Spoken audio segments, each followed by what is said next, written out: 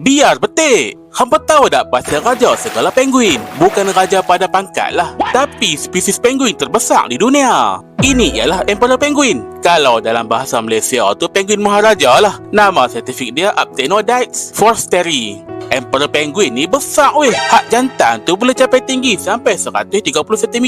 Tinggi sama dengan budak sekolah rendah nah. Tapi yang paling padu tu kisah pengobatan si bapa penguin ni. Lepas saja si ibu bertelok, si bapa akan terus ambil alih tugas mengeram. Dalam suhu bawah negatif 40 darjah Celsius, dia letak telur atas kaki.